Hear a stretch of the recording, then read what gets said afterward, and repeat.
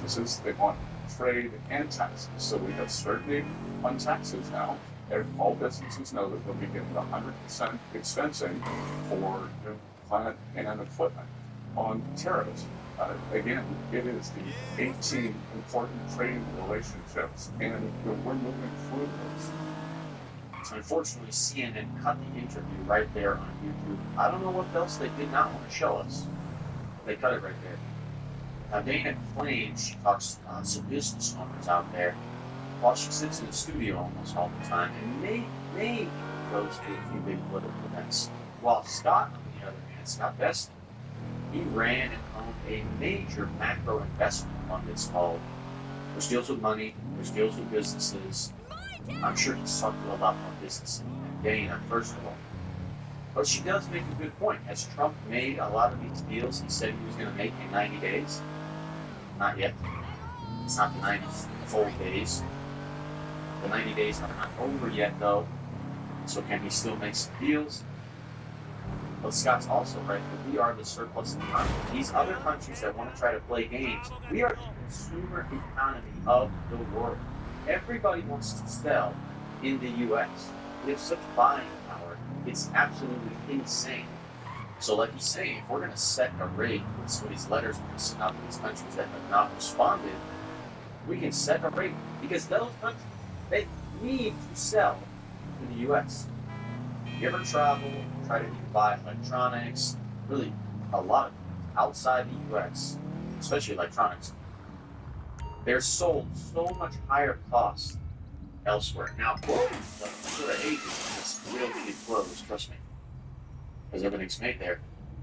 But so many big products are sold in the U.S. at a greater price than in other parts of the world because we have the consumer economy. We consume like crazy in the U.S. It's Sean Daniel here. And if you want to watch another Trump administration economist, whiz guy, numbers guy destroy another liberal reporter, liberal host, check out this video right here. He stays so calm, but he's smiling the entire way through. It's so cool. All right, I'll see you guys in the next one.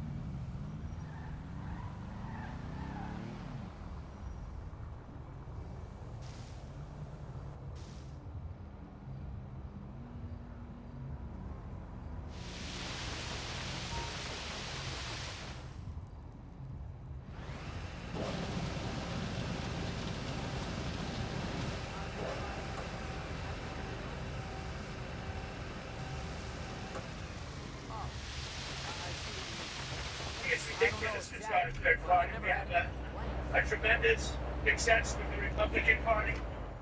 The Democrats have lost their way, but it's always been a two-party system. And I think starting the third party just ends the confusion. It really seems to have been developed for two parties. Third parties have never worked. So he can have fun with it, but I think it's ridiculous. Want to really see something that's take a look at what happened.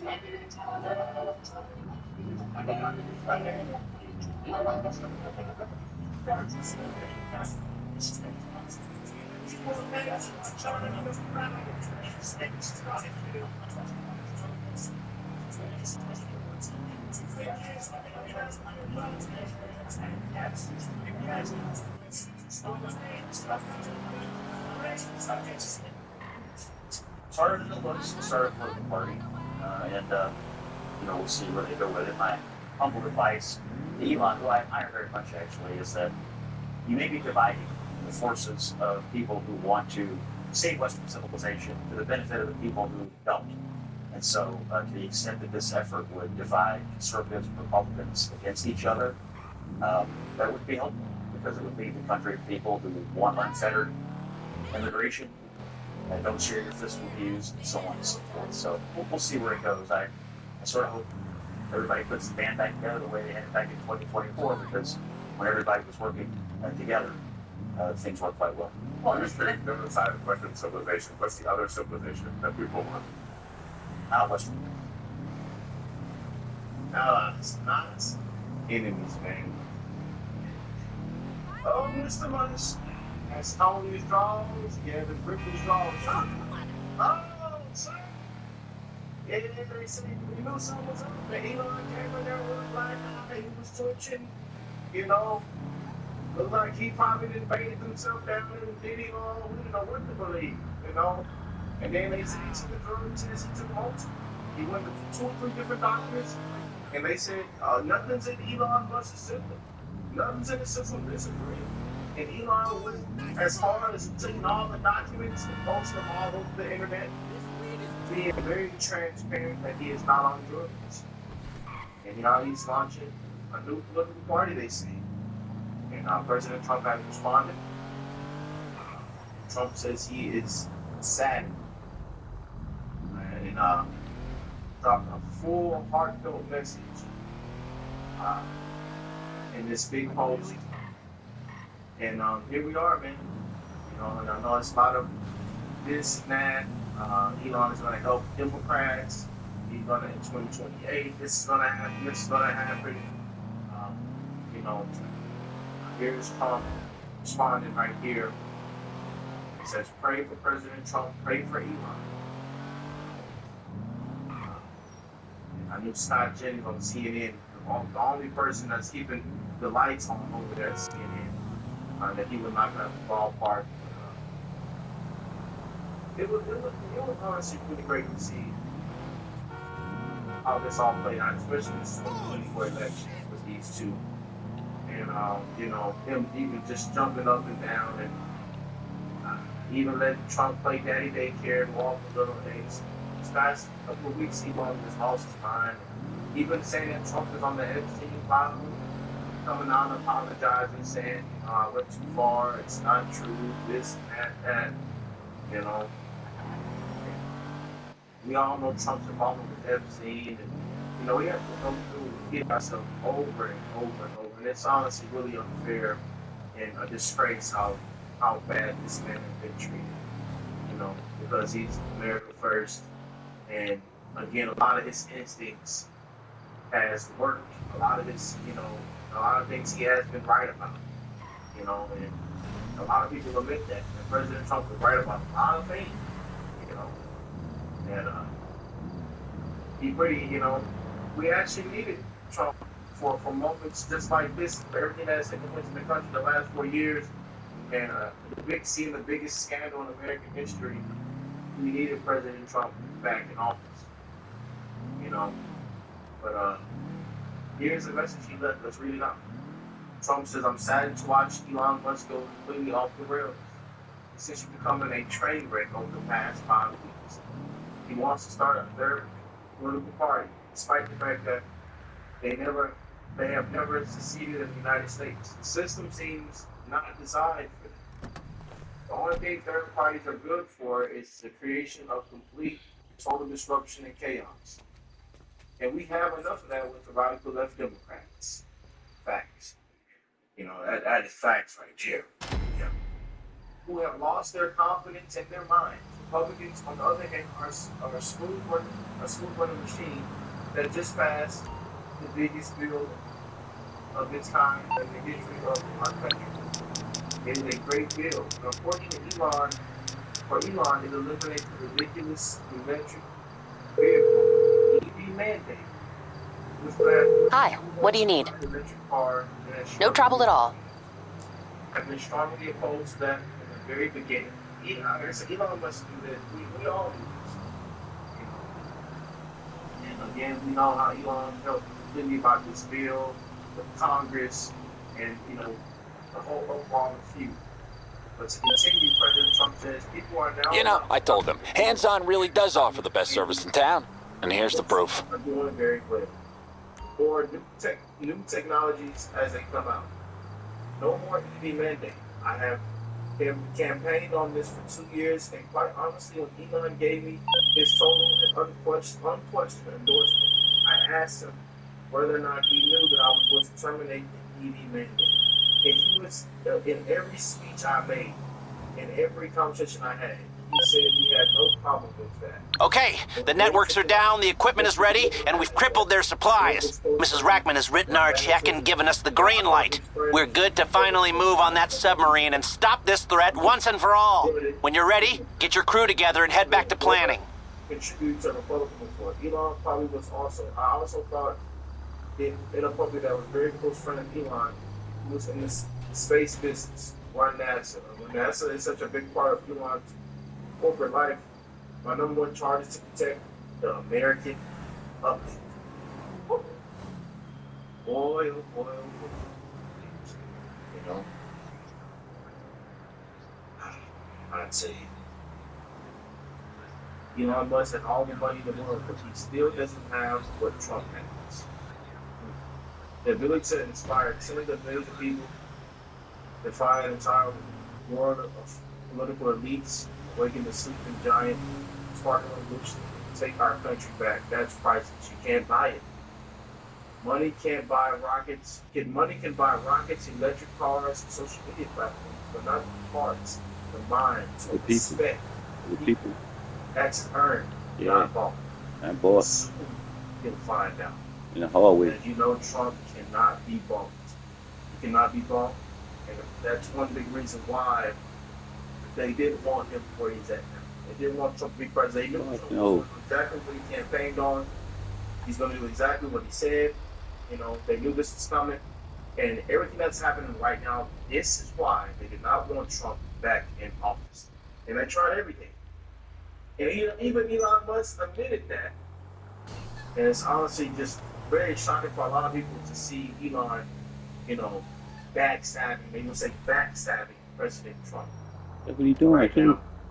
And again, people are praying that that this is just, you know, a little but you know that they all can come back to this. Elon Musk can come back to his senses.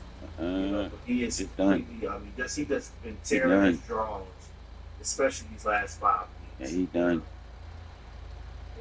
But it says, "Dear Elon, I have no idea what the F is going on. MAGA embraced you before you even endorsed President Trump because we appreciate your fight for freedom of speech when you purchased Twitter, which is now X. We celebrated you joining the Trump train after deranged Democrats tried to kill him. We defended you. When they left, tried to cancel you. We rallied around you when the terrorist Democrats firebombed your vehicles and dealerships. We stepped up and bought subscriptions when advertisers abandoned your platform. We did not expect blind loyalty. Oftentimes, President Trump will make moves that even we don't understand at first, but eventually it makes sense. We emphasize with you feeling let down and betrayed over your EV mandate being canceled, your friend not getting a job, and your distrust of the reconciliation bill. The reconciliation bill. With all of that being said, born a scorched earth on President Trump and the millions of red-blooded Americans who stood with you in time of need, it's not the path to victory. This is not how we save America. Reach Mars, save the middle class. Elevate those struggling at the bottom. Preserve our culture and way of life. More is how we come together as a nation. I humbly ask you to reconsider your current path. Give President and MAGA a chance to show you that he's going to save our country and allow us to support your ambitions once again. Away from politics. Signed, CERN, MAGA. Now, that was our goal. Mr. Dilly is getting a lot of love in this post right here. We're definitely going to repost that. It says Elon Musk, the entire world will love you if you take down Trump. You don't really understand. I tell you, man, I just can't make this up. But there's a video I see. It was that a couple of you guys sent. I didn't see it. Y'all sent it, and I want to check it out. You know, I believe Dr. Steve probably. Dr. Steve said, "You won't believe what Elon just did to Trump." And y'all said that this is a great video for me to check out on the show. So let's check this out and see what he has to say. Hey, it's me, Dr. Steve. I hope you're all having a wonderful Sunday, this glorious 4th of July weekend. Elon Musk just made the biggest political mistake of his life. The world's richest man thinks he can take down the Republican Party and create his own America Party. The numbers are about to destroy his entire plan, and I'm about to share with you exactly why this will be the most expensive political failure in American history. Before we dive into why Elon's about to learn the hardest lesson in politics, if you're new here, it's the truth the legacy media simply will never tell you. Today, we're going to break down the cold, hard data that proves Musk's America Party is doomed from the start and why it's actually the best thing that could even happen to the conservative movement anyway. So first, let's talk about the elephant in the room that Elon conveniently ignores. Republicans are absolutely crushing it. They are dominating voter registration across America. And that itself shows that there's no appetite whatsoever, particularly among Republicans, for this America Party. And I'm not talking about some tiny voter registration advantage here or there. We're talking about a political tsunami across the nation that's literally reshaping the electoral map. In Pennsylvania alone, we talked about this on Friday, but Pennsylvania, the ultimate swing state, Republicans have cut the Democrat registration advantage from 630,000 voters in 2021 to just 70,000 today. It's 560,000 voter swing in just 3 years. And even better, in Nevada, Republicans just overtook Democrats in voter registration for the first time in nearly 20 years. Florida, Republicans now have a staggering 1 million more registered voters than Democrats. But here's the kicker. Nationwide, Republicans are outpacing Democrats in registration gains by a margin of 4-1. Democrats have lost 3.5 million registered voters since 2020. Republicans have net gained nearly 250,000 registrations. So this isn't just a trend. Patriots, gang, this is a political realignment. And so this is why I don't think Elon's new political party is going to make that much of an impact on this new Republican Party. We all know what he's trying to do, right? He's trying to Ross Perot the Republican Party across the nation. Perot won 19% of the popular vote. He didn't win a single state. But what he did accomplish is he split the conservative vote and handed Bill Clinton the presidency, right? Sound familiar? And this is exactly what Musk is planning to do here. He's already said he wants to target just 2 or 3 Senate seats, 8 to 10 House districts. Translation, he wants to be a spoiler. He wants to play spoiler where races are razor thin for Republicans. So if that's the case, the only people celebrating this news of a new party is Chuck Schumer and AOC. But this isn't 1992 anymore. Nope. And again, the Republican Party, we have to understand, they are on fire in terms of voter registration. People are not inclined. People are simply not disinclined to vote Republican. Musk is essentially trying to resurrect the failed Libertarian Party playbook, and anyone who's been paying attention knows how that story ends. The Libertarian Party's been around for about 50 years, and their biggest success was getting 3.3% of the vote back in 2016 with Gary Johnson, and Trump still won. He handily beat Hillary with the Electoral College vote, all the while the Libertarians tried to play spoiler, because in the end, Libertarians are frankly more comfortable with the open borders and the globalist vision of labor policies of the Democrats. But since 2016, the Republicans have built up the strongest voter registration advantage in decades. We're talking about a party that's gained over 1 million new voters in Florida alone. That used to be a swing state, while Libertarians can't even crack 4% nationally. And let's be honest about what Libertarians actually really represent. I'm sorry, but they claim to be fiscally conservative. But when all is said and done, they are an ideological mess that inevitably leans left. It's no coincidence the 2 most prominent members of Elon's New America Party are Andrew Yang and Mark Cuban, LOL. I mean, you literally can't make this stuff up. It's fast becoming the party of disaffected Democrats, not Republicans. So it actually has the potential of being a spoiler to the Democrats. Here's what Elon doesn't understand, and what the establishment Republicans are finally waking up to. MAGA is not just a movement anymore. It's become the mainstream of the Republican Party. A recent Vanderbilt poll found that 52% of Republicans now identify solidly with MAGA. That's a majority for the first time. So this is in 2016 when Trump was fighting the establishment. This is the establishment. We are the establishment. And when you have Republican voter registration surging across the country, when you have a movement that's captured a majority of the party, when you have the infrastructure and the grassroots support, why would anyone jump ship to follow a billionaire with a God complex? The answer is very simple, they won't. And that's why Musk's American Party, I think, is destined to be the most expensive political failure in American history. But even if Musk could somehow convince people to join his vanity project, he's got a massive infrastructure problem that his billions simply can't solve overnight. Building a political party is not like building a rocket. You can't just throw money at it and expect it to work. Look what happened to Kanye West in 2020, right? Despite his name recognition, Musk's own guidance, West only managed to get on the ballot in 12 states, received fewer than 68,000 votes. And that's with celebrity status, unlimited resources. Same with RFK Jr. I mean, the legal hurdles alone are staggering. In California, a new party needs 75,000 registered members or 1.1 million signatures just to get on the ballot. Then they need to maintain that registration threshold or win 2% of statewide races. Multiply that by 50 states, each with their own requirements, and you're looking at years of litigation, hundreds of millions of legal fees. Meanwhile, Republicans already have total national infrastructure, the voter files, the ground game, and most importantly, the momentum. And we're seeing this already with the midterms. I mean, historically, the party in power loses seats in midterm elections. But here's the thing, Republicans are positioned right now to actually gain seats, not lose them. And it's precisely because these voter registration numbers we talked about in Pennsylvania, North Carolina, Nevada, Arizona, all the key swing states, Republicans are either closing the gap or they are taking a massive lead in registration.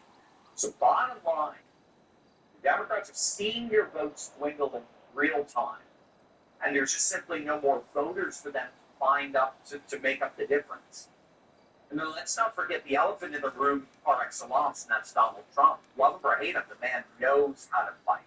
And he's not going to let some billionaire with a Messiah complex destroy the movement that he built. Trump has already signaled that he is going to war against Musk politically. And when you're dealing with a transactional president who does not forget slights, that's a dangerous game.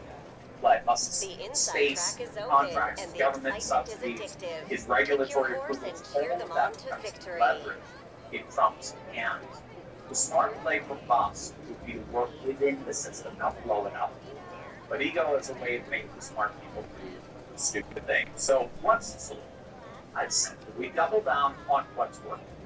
Republican voter registration is surging. MAGA's become the mainstream. The infrastructure is already built. Instead of following Musk's ego trip, right, we need to focus on expanding those registration advantages and making sure every Republican shows up to vote. The numbers don't lie. Republicans are winning the registration for, winning the enthusiasm for, and building the foundation for long-term political dominance, regardless of what Elon Musk does. So what do you think? Let me know in the comments below. Do you think Musk is actually going to follow through on his threat, or is this just another Twitter tantrum? Let me know in the... I would say yesterday this might just be another tantrum. Just once again, tear his draw. You know, eventually he'll put them draws on and he's going to tear them up. That's what I was saying yesterday. But, you know, people say we voted for Trump. I love us. Some say I voted for Trump 3 times. Man, good luck, Elon. Trump has earned my respect, support, sweat, tears, and blood. I want to abandon someone who has stood up to evil for years and more. I don't think I'm the only one either. God bless America. What a beautiful comment right there. We stand with President Trump. So much love for Trump. And saying, you know, Elon, we didn't vote for you. We went for President Trump. You know. Says I would have voted for Trump in 2024 regardless of Elon's endorsement. Boy. But here we are, you guys. Something like this will take place. All we can do is continue fighting. President Trump has our best interests at heart. Big beautiful bill just passed. And we're going to see what takes place next. We know all the slides on the big beautiful bill. Vote for Jordan. Vote for. We already know what take place in Charleston on the EV mandate. And then also with the whole mask situation. We stand President Trump. Let me know what y'all think. Love y'all. I'll get y'all the next week. Peace, love, guys.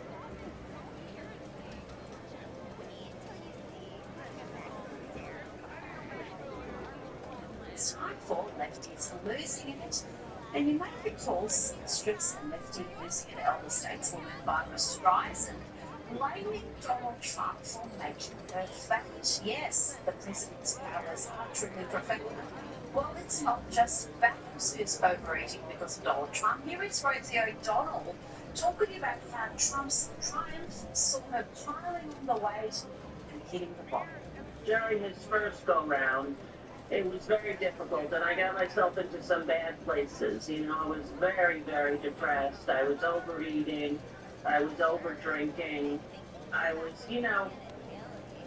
so depressed, Chris. I can't, it hurt my heart that America believed the lies about him, and then it broke my heart to be in a business that creates and sells those lies for profit.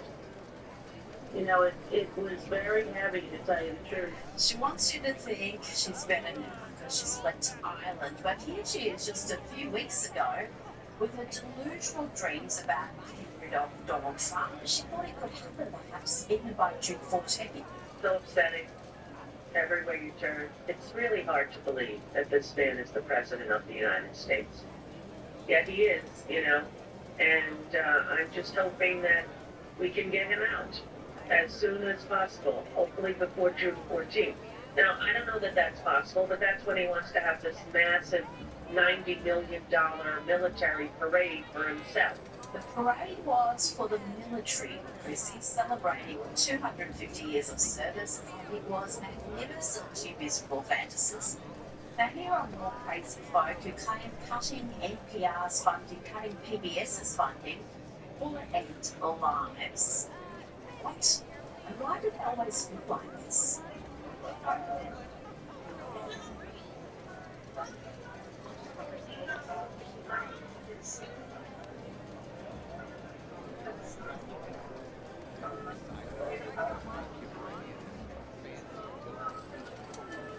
Now, the next scenes you're about to witness are not from New York or California or some other depraved blue state.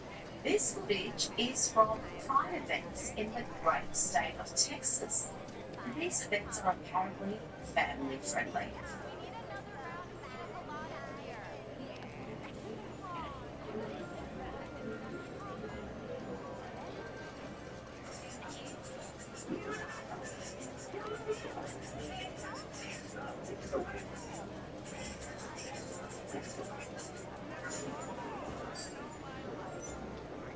Now to some CNN craziness. Let's hear from former Congressman Jamal Bowman. Remember that Democrat race baiter? Well, he's now on CNN, tweeting that black folks are suffering serious health issues because people are using the N-word. I'm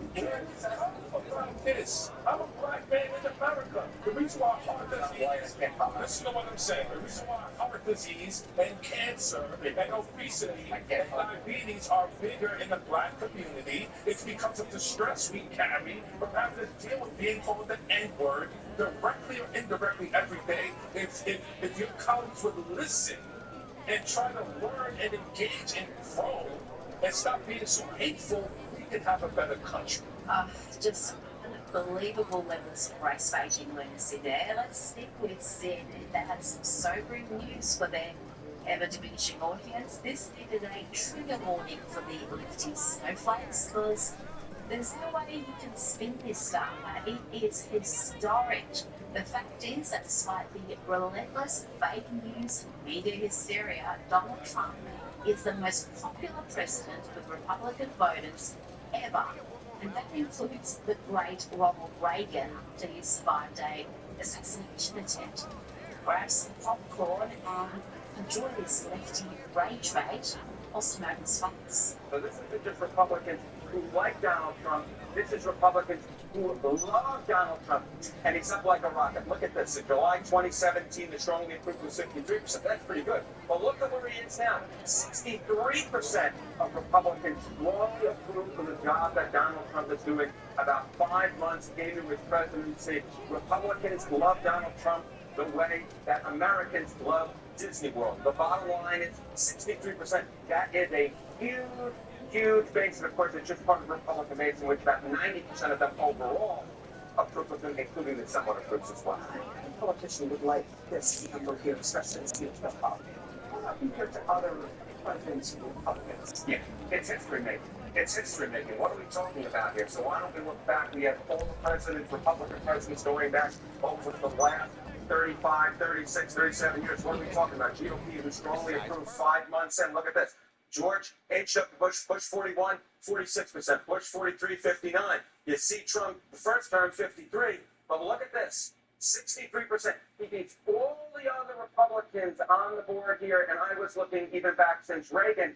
And get this, Donald Trump beats Ronald Reagan when it comes to the strongly approved 5 months. And of course, Reagan was coming off that high after the assassination attempt. So the bottom line is Donald Trump is making history with the Republican base. He is more beloved by this Republican base than any Republican base loved any GOP president 5 months in. It is history making. Ooh, I think I need a cigarette after all that. And geez, some sobering news too for the Rhinos, the Republican in name only members who think they'll reclaim the GPO from Donald Trump. Wrong. You do not want to go against Donald Trump because the Republican base is with Donald Trump. And it's not just the polling. We actually have the data to show that the Republican base is with Donald Trump. The times Trump endorsed won the GOP primary for governor and congressional races. Look at this. 2024, 96%. 2022, 95%. 2020, 98%. The bottom line is this. 95% plus of the time the Trump endorsed candidate wins in GOP primaries. And even in the cases where Donald Trump endorses a challenger to an incumbent, the majority of the time, that challenger wins. So Donald Trump is a winner in Republican primaries. You go against Donald Trump to quote the movie Good Burger, you go in the grinder. Joining me now is host of Sarah Gonzalez Unfiltered on Blaze TV and Vice President of the Texas Family Project, Sarah Gonzalez. Sarah, what do you make of that data? These are, as Harriet had said, historic numbers in the GOP. No president has been this popular among Republican voters. Yeah, I mean, Rita, thanks for having me on. I think that the Democrats, in large part, I would say, have themselves to thank for these historic numbers because we have never seen a Democrat Party that has made their entire identity just hating another person regardless of the policy. I mean, you have Donald Trump that just got elected in November, in large part due to his immigration policy, due to his promise to deport illegal criminals. And what are the Democrats doing? They're fighting him every step of the way. They have these activist judges that are blocking him implementing the policy that Americans elected him on. And so you saw it leading up to the election, Rita. Every time there was another assassination attempt, every time they threw him in the courtroom and didn't allow him to go out and campaign, Americans saw what was happening. They saw the law there and they said, we are not for this. We stand with Donald Trump. His numbers just got bigger and bigger and bigger. And what did they do after he won? All right, now this one's a little tricky. A Little Soul Outfit's got the cargo, but they'll go to ground if they see any trouble. Use the air ambulance to get close to them. Take them out on the quiet, then bring what they drop to the hangar. This is why I went to the voting booth in November and voted for him, and shame on you, the Democrats, for trying to fight the American will. Well said, and we played some footage just earlier in Lefties Losing It of some of the scenes from Pride events in Texas, the great state of Texas, your state. This is footage obtained by the Texas Family Project of sexually explicit content. And Sarah, these are supposed to be at supposedly family-friendly events. Tell me more about this. Yeah, Rita, it really is sickening what we are seeing, not just in Texas, but across the entire country, that these events that you're seeing, the types of graphic imagery that you guys are playing right now, we are seeing at every single one of these events that are billed as family-friendly. These LGBTQIA exponents, PEMDAS organizations are going out and they are formulating these festivals, and they are intentionally, purposefully putting in this sexual content, and then they're claiming, what are you talking about? We had no idea that there were children that were going to be there. Here's another key factor, Rita. Every single time our organization, Texas Family Project, goes undercover into one of these pride festivals and we uncover the disgusting, sexually explicit performances that are happening in front of young children, almost every time the drag queen, the performer, whoever it is, seeks out the children in the crowd and interacts with them. And if that doesn't tell you all that you need to know about the intention of these people, I don't know what else will. These are sick people, these are degenerates, and we need to keep them not only away from children, but we need to have a reckoning in America of what we really are about. I mean, your homosexuality, heterosexuality aside, this is what we are parading around: sexuality, degeneracy, half-naked people just, dancing together. What the fuck happened with the common sense fucking grown-ups? I don't know what the fuck going on. People? Do we stand for morals and values? Do we want to teach our children better, or do we just want to be a hedonistic, low-life society? It's gotten really, really sad, and I gotta tell you, if that is happening in the state of Texas, way worse is happening all across the country, especially in the blue states.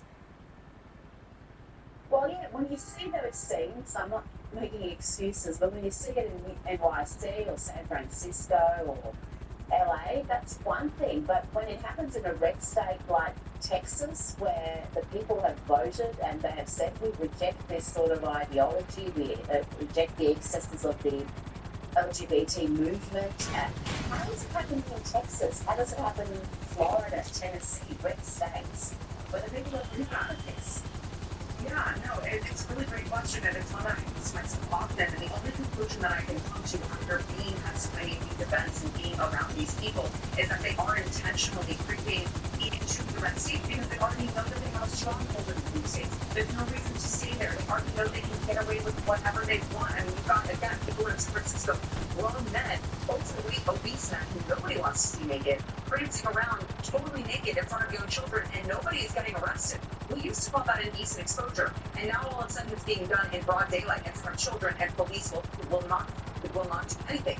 The reason that they start coming into the red states is because they already know that they've got a stronghold in the blue states, and they want to start testing their boundaries and see how far they can get and how many states they can acquire power in, because as we know, this is a very, very instrumental, long process. They play the long game, the left does, and so they are used to quietly infiltrating, setting up shop in these red cities, these red communities, seeing how far they can push, seeing how far they can get away with so that they can extend their power into the red states. And honestly, I wish I could tell you that it wasn't working, but in large part, it really has been working for them.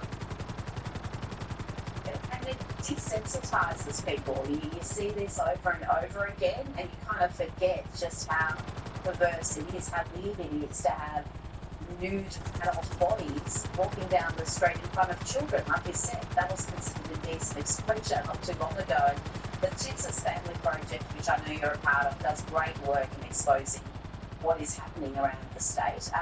Now, let's move on to Donald Trump again. He was in Florida today for the opening of Alligator Alcatraz, and he noted that Joe Biden, the former president, wanted him to end up in a jail like that. See the news claims they're keeping it out in the documents South Florida. That is all he's probably signature right here, to be honest.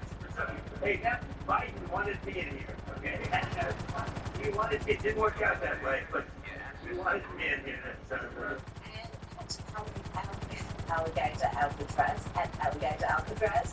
The president was also asked about what is happening in his old home city of New York City may well be led by a communist soon, Zoran Mandami, who in his nomination speech said he will defy ICE and will not allow ICE to arrest criminal aliens in New York City. Your message to communist Zoran Mandami. Well, they're allowed to arrest him. But I'm going to be a communist in this country, but if we have one, I'm going to be watching over very carefully on behalf of the nation. Certainly a strong statement from the president. But Sarah, tell me, how do the Democrats' radical win hold at the moment? We've seen a number of elder statesmen and women, including Bill Clinton, congratulating this radical Marxist. That they're not repelled by him, but a lot of them are inspired.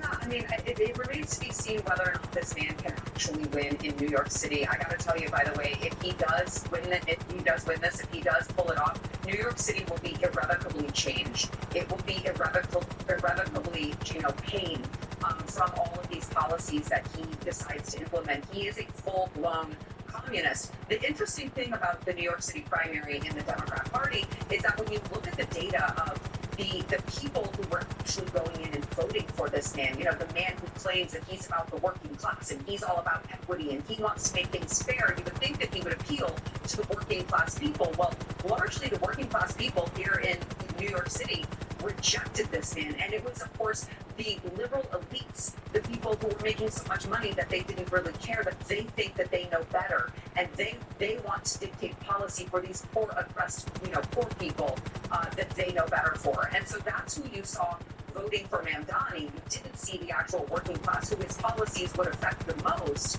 vote for this man. So it's hard to say how much the radical wing, has really taken over the Democrat Party, but I think that if the last presidential election shows anything, I don't think that this man will be as successful as perhaps Bill and Hillary Clinton or Barack Obama want him to be. My hope is that New York City says, you know what, we may be Democrats, but we are not communists, and we are rejecting this communist scum. I will be watching that race with bated breath. Before you go, I want to play you an exchange between Defense Secretary Pete Hegseth and Democrat Congresswoman Sarah Jacobs. It's about men identifying as women in the armed forces. If it were, you would be keeping these women in. Instead, you are the one injecting culture wars into the military, and it's at the detriment of our military readiness and national security. Now, General King, I'd like to turn to you. To be clear, these are men who think they're women. These are women. I'm happy to educate you on These are men. What we've identified is that there's mental health issues in the messaging system I'd like to turn to General are detrimental to readiness. And that's the determination that we've made and that we stand behind, gender divorce. And so, Sarah, what's your response to those who, like Congresswoman Jacobs, argue that the military is now weakened by these soldiers being sidelined? Well, what I would say to Congresswoman Jacobs is simply look at the statistics, look at the numbers. The military has had record numbers of people joining, in large part due to the adults being back in charge. I know as much as Brian Silter, Mr. Potato Head himself, likes to say the adults are back in charge when Joe Biden came into office. Really, the adults are back in charge, and we all know biology. It's very, very simple. And by the way, if a man is confused about what sex or gender he is, he can't just look between his legs and understand what he is. We don't really need him serving in the military. It serves as a distraction. And so I would tell Congresswoman Jacobs, look at the recruiting numbers. They're through the roof because young men are excited about, not being told that they are toxic, about being told that they should be strong and they should be willing to fight. And we can have the greatest, strongest military in the entire world. No offense, Rita, of course. If we just pay attention to the right things, they're supposed to be deadly. They're supposed to be strong. They're not supposed to be worried about coddling someone because they don't know what sex they are. And so, Congresswoman Jacobs, this used to be an elite esteemed position to be in Congress. Now, apparently, anyone can join, and they don't even need to pay attention to numbers or statistics or figures, or hell, even basic biology, Rita. Well, you've got justices on the Supreme Court who can't tell you what a woman is, so you should not surprise that we've got Congresswoman Jacobs there. And just on Pete Hegseth, I want to play you a statement he made, because I think the Trump administration understands better than most that names matter, language matters, and the left has always understood that. And here is Defense Secretary Pete Hegseth announcing that the United States Navy is renaming the US naval ship Harvey Milk to the Oscar V. Peterson. We are taking the politics out of ship naming. We're not renaming the ship to anything political. It's not about political activists, unlike the previous administration. Instead, we're renaming the ship after a United States Navy Congressional Medal of Honor recipient, as it should be. People want to be proud of the ship they're sailing in. And so we're naming it after a chief, a Navy chief. Pete Hegseth goes on to describe the heroics of Oscar V. Peterson and why he's earned that honour. These things matter, Sarah. The Trump administration gets it, whether it's statues being torn down, bases being renamed, or ships. It matters. Yeah, it really does. I mean, history matters, right, Rita? I mean, you know, we look at all of the statues, you point out all of these statues that the left has torn down, quite literally torn down. And look at how much they've changed, how much, I mean, they even eliminated Aunt Jemima, right? They've gone from celebrating really key figures in our history for what they were known for into just erasing our history. And what we know is that if we don't really embrace and learn history, we are, of course, bound to repeat it. So I think we should be embracing, you know, United States Naval Service members instead of being I mean, of course, we should be recognizing the things that matter. I really commend Secretary of Defense has spoken with President Trump for recognizing that. I mean, this is not the first thing that they have decided to rename, to take back from the left that has some of our bases, Army bases, our military bases, and these ships as well. And so there's nothing breaking with that. We are going to honor these service members. We're not going to pretend like it is, you know, it is wrong to be strong and be proud of our military. We are going to be proud of it, and we're not going to be ashamed of history anymore. And I think that it's a really, really important thing to recognize, and I think it's a really big win, not just for this administration, but for the entire country. It's about damn time that we start, you know, embracing these things again, because I got to tell you, China is over there building machines. They're not afraid to embrace their military, and finally we have an administration that is, you know, doing that. We've got record recruiting numbers, and I'm really, really excited about the future of the United States military under the direction of course, President Trump and Pete Hegseth. Sarah Gonzalez, thank you so much for your time tonight.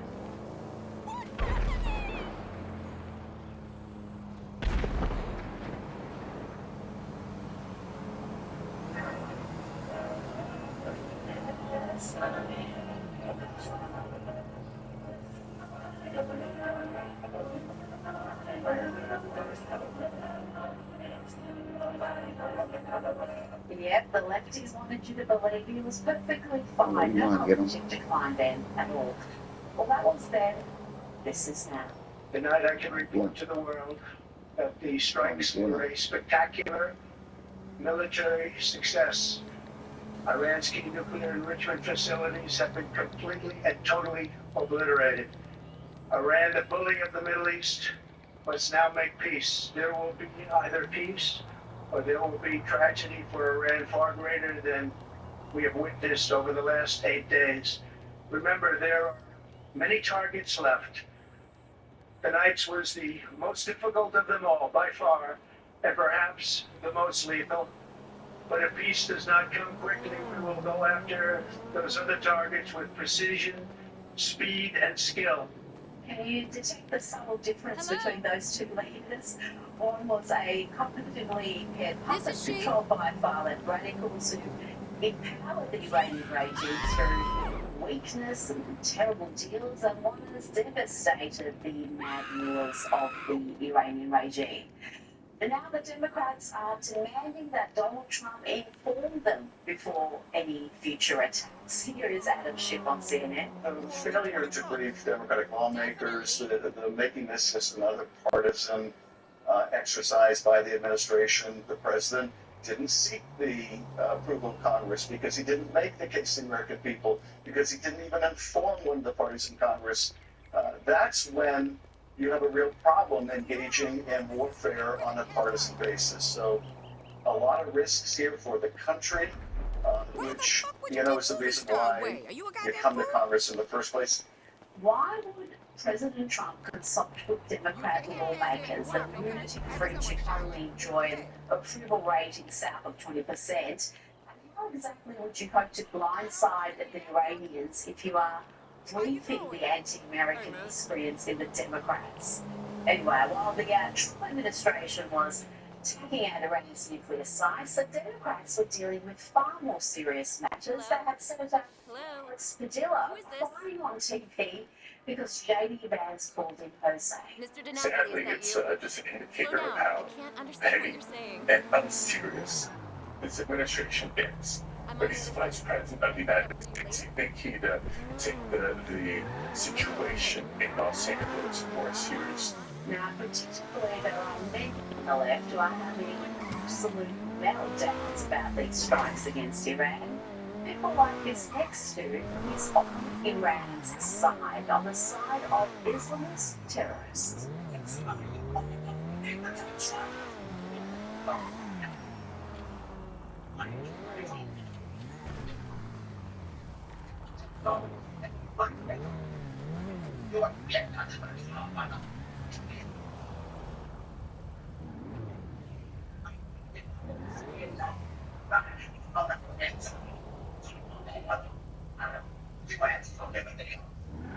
I like his cute little, I don't know, maybe that's an act of parody. I can't tell these days. That's what the Democrats' propaganda on in the mainstream media. They are blundering. Watch this on CNN. They're lucky enough to have a token conservative on the panel, Scott Jennings, and he always injects a little bit of sanity in the proceedings. In order for the president to take actual congressional approval, he needed to show that there was a real true threat to the United States and that the strike would not cause escalation. Congress must see the underlying intelligence about how they were indirect threats and how the U.S. needed to respond without congressional approval, but as of right now, I have not seen it. You're arguing that after 46 years of the Iranian regime killing Americans, threatening Americans, saying over and over and over again, death to America, that maybe they were just didn't mean it, that they're a fiery but mostly peaceful Iranian butchers. And Vice President J.D. Vance was being asked over and over again, is America now at war with Iran? And this poor guy was growing weary of pointing out the obvious. The big question is the United States now at war with Iran? No, we're not at war with Iran, John. We're at war with Iran's nuclear program, and I think the president took decisive action to destroy that program last night. First question, Mr. Vice President, is the United States now at war with Iran? No, Kristen, we're not at war with Iran. We're at war with Iran's nuclear program. You know, nature is healing. Things are getting better day by day, even as the demented Democrats call for Donald Trump to be impeached for a targeted strike against Iran's nuclear facilities. Still, the number of sane, rational folk is increasing. You know, things are looking up when a confirmed TDS umbrella like Charlemagne is belatedly seen the light. Now, this is going to outrage his lefty audience. There'll be meltdowns galore because he's spinning facts. There have been a bunch of presidents who have ordered strikes without congressional approval. Barack Obama did it against Libya. Joe Biden ordered strikes in Iraq and Syria without congressional approval. Bill Clinton did it with Kosovo, I think you pronounce it. The president ordering military action without congressional approval has become pretty routine. And he's not alone. He's another Democrat, another lefty losing and he used to rail against Trump. Why is no one defending him? Stephen A. Smith is angry, not at the president, but at the Democrats and their calls for impeachment. The Democrats are calling, or at least some of them, are calling for the impeachment of Donald Trump. Same old song and dance. Don't be heard this before. I thought that was over and done with. The minute you lost the election, the popular vote in the Electoral College vote and losing every sweet thing. I thought we were over that. Question number one. No matter what you feel about the President of the United States, do you think that's the time, while we're in the middle of such strife, calling for the President of the United States? Particularly if you're a representative, you're an elected official in the United States of America, I don't think so. That's number one. Number two. Were the Democrats saying that when Obama lived here? When he was in office?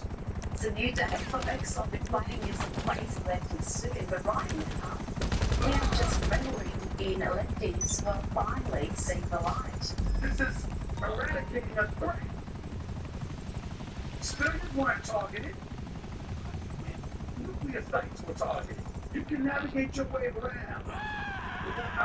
So you don't have to concern yourself with receiving congressional approval. The Democrats know that because of Obama. If you knew that because of Obama, and you didn't say it when involved in Libya, why would you turn around and all of a sudden try to make that case against Donald Trump? Really, it's done my work for me precisely the arguments I was going to make it. Now I have to listen to a lifelong Democrat make it. members and myself.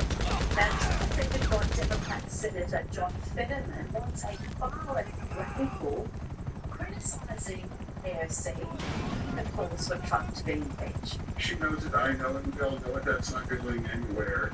And, you know, he's been impeached twice, and now he's still our president as well now, too. So it's not going anywhere, and I don't think that's helpful. And I think if you throw that term around, that actually diminishes what this area, what impeachment is really reserved for.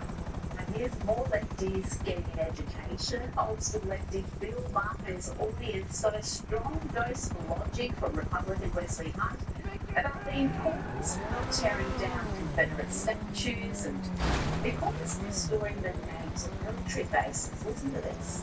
Trump is putting the Robert E. Lee back on buildings, getting down with that. So when I was at West Point, I actually lived in Robert E. Lee barracks when I was there. And as I said, we went to run against and that's why the president got there. And so my brother Super and I, on the 353 West Point, we were all graduating. And I'll never forget walking under the first of the rock there, thinking to myself, man, this is one hell of a country. Because only in America can someone like me walk into a building and name after a Confederate general and then be a successful West Point graduate. And I do not want to take down these African maybe it's going to remind me of what was. And if we don't remember, we're going to do it to repeat it. And it's not better than that I had the likes of Charlemagne and Stephen A. Smith, maybe Martin even Scorbett. And it's Bill Maher. How do you find the dangerously dim-witted and delusional ladies? People are saying it's worse to be a black person in America than this person today. Not alone in Iran.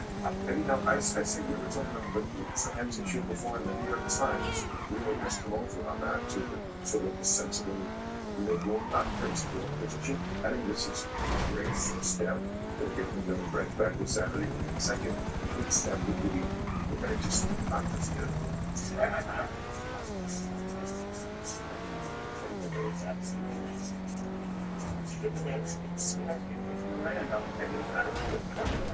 Stay in your lane, Bill Maher. Mopping lefties is my territory. You go back to, I don't know, smoking dope and making fun of Christians.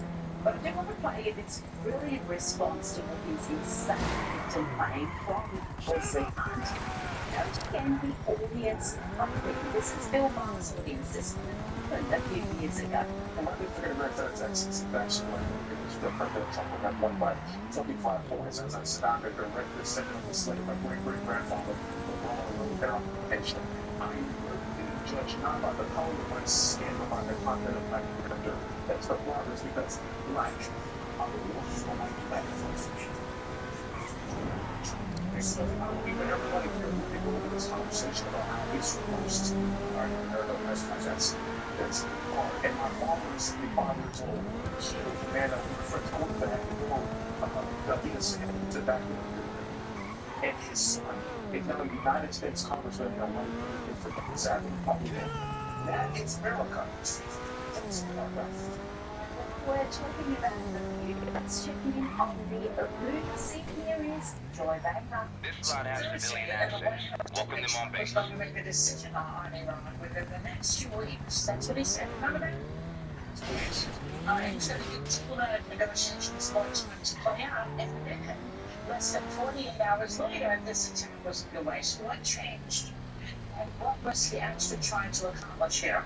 I mean, I think the 2 weeks measure was clearly a bit of a head fake. So why did he keep it a secret? Just trying to burn it. That's a nice version. I mean, absolutely the diversion. And you saw the way that all indications were that B-2s were flying towards Guam. Everybody thought, okay, so we're getting in position to be ready. They wanted to have some element of surprise.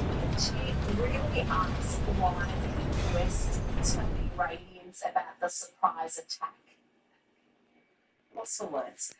Here is Sunny Hostin on The View, pretending to be an international law expert, and she gets shut down quick smart. Biden's Congress potentially violated the War Powers. The cargo's in the cargo bay. That's what it's for, as you know, because of course you put it there. Released Democratic House Leader King Jeffries accused the president of Mississippi. Hey, so, I know you been there already, but Pooh just called and said I can come through and get a tour of Dre's studio as a thank you for what we did for him. Lamar crazy ass heard, so you know that fool gonna be there too. But it's gonna be cool. We'll do it whenever it's good for you. Man, I'm excited for this. Look, bring a friend if you like. This one gonna hit different, alright? Peace, homie. Congress. Now, here is further proof that blue cities are not